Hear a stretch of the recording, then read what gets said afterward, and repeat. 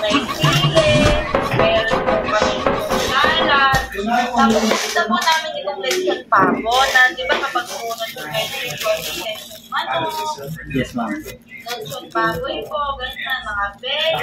Ngayon po naisip po namin po naman yung lechon pavo. Ngayon sir, search po kasi namin na malakas daw po sa vitamins, minerals na ako pagpapalito. Katawan siya nakita ko po na parang kumpleto kayo. Yes, ma'am. Opo, so parang naisip ko, ay baka sir, baka pwede natin po. Siyempre kayo ba yung nagluto, nag-electron, paano po? Lahat na, ma'am. Nag-start ako sa breeding, palaki. Ayun, ibig po sir, may farm kayo or kahit po? Yes, ma'am. Backyard farming, ma'am. Tapos nagbabuy and sell sa...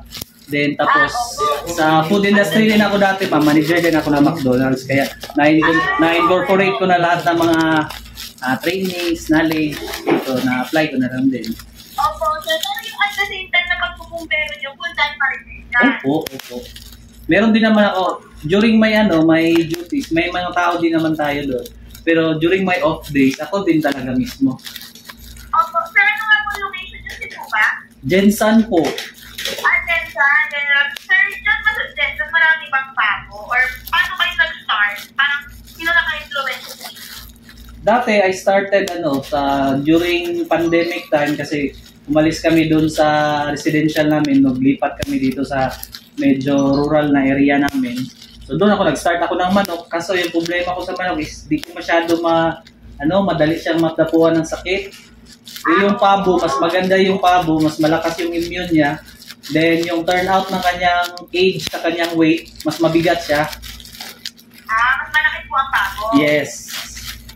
Opo. Tapos, parang nagsimula na po kayo mag-alaga? Opo. Paano po kayo sir nagsimula? Hindi niyo po kayo ba kayo ng lima, ng isa, ginadami nyo?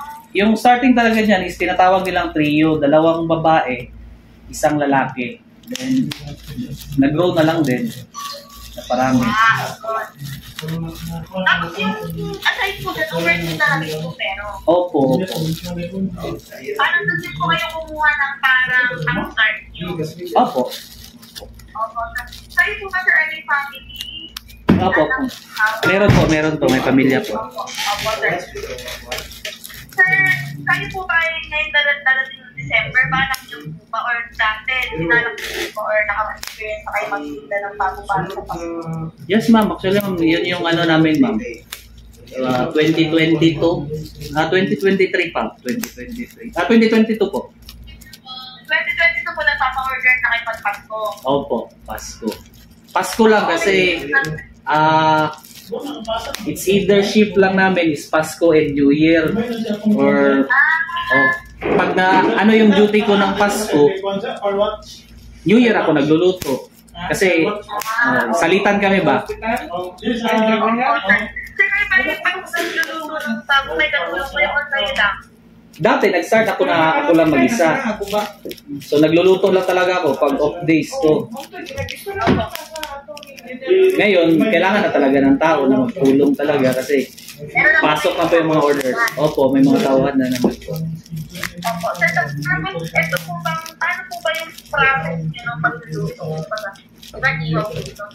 Parang ano po ba, kapag ihaw, yung traditional ba? Or meron na kayo dyan mataki yung ihawan? Nag-invest na rin ako sa yung lechonan din talaga ng manok kasi nag-start din ako sa lechon manok. Ay, parang tuwid na. May makina na siya. Di makina yun. Opo.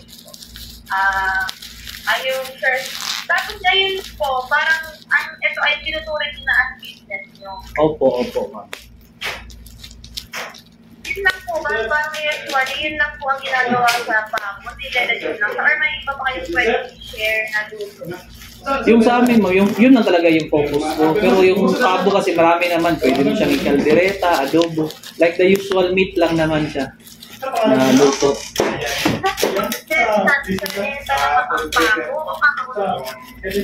Limited lang talaga yung supply ng pabo kasi ilan lang yung nakakita ng potential ng pabo ba.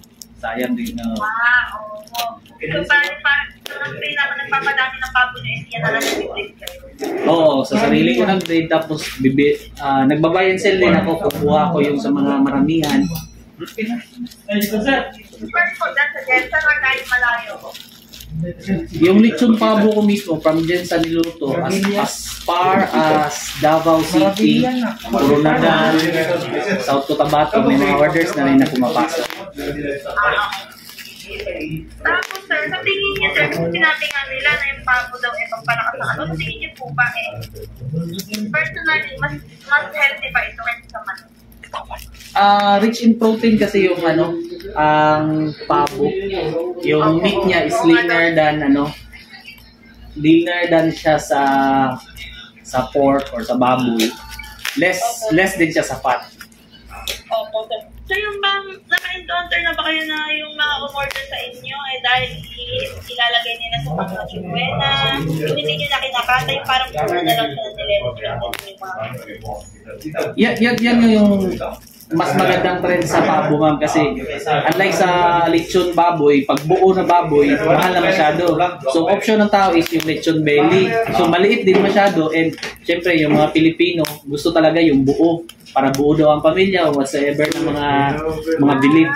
So ang lechon pabo, buong siya, buo yung katawan niya. So hindi siya pwede na lutuin ng parang belly style ba na hati-hatiin lang. Yes po.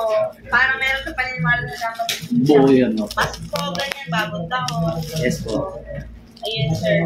Ayun na naman sir, if ever po, papa-pitch ko lang po sa boss, if ever po ma-approve. Pwede naman po mag-shoot kami sir. Opo, ma'am, makatulong man nito sa akin. Sa amin. Tawag dito, baka po makapanood kayo na I Wonder, makita niyo yung mga pinapalabas. GMA po na made sa Maynila. So, nagtatap ba kayo kung in case na kayo yung mag-feature dito? Or related to? Ano po sir? Ano yan siya? Dinidelegate nyo ba yan sa kanila or kayo mismo yung pupunta dito? Kami po, minsan po sir, kunyari payagan po kami, mabigyan kami ng pamasahe kapag malayo. Kami na po yung pumupunta. Okay. Pero meron naman din po kami mga videographer na from On-site. Opo. mga South Cotabato na kapag po kasi kinulang na sa oras, nagpapadala na lang po kami sila ng videographer. Pero nakaantabay naman po kami sa video call, natawagan na po yung okay na yung shoot, or walang problema, gano'n. Sige ma'am, ano man ako ma'am, inform nyo lang po kasi hopeful din ako na makatulong dito sa business namin. Sana pumasa din sa inyong ma'am, sa inyong screening po. Yes, thank you, sir. Kami po kasi sir, sa I Wonder, yung more on po kami cultural and historical. So, ipapalabas po natin ito para maging tema po natin is parang ano ba yung bakit ba pa po? Yes ma'am. Pwede natin dagdagan ang gusto ng sa pag-interview nila. Sige po. Diyan din sa inyo kung maka-research tayo. Opo ma'am. Ano pa pala kung additional na tanong, gano'n na po kayo katagal ng pumpero? 2016 8 years mahigit. 8 years na po kayong pumpero, tapos parang nagsimula po ang pandemic. Pero sa food industry na rin ako kasi may trainings na rin ako sa food safety kasi I've been to McDonald's na dyan din ako na-train sa Makati.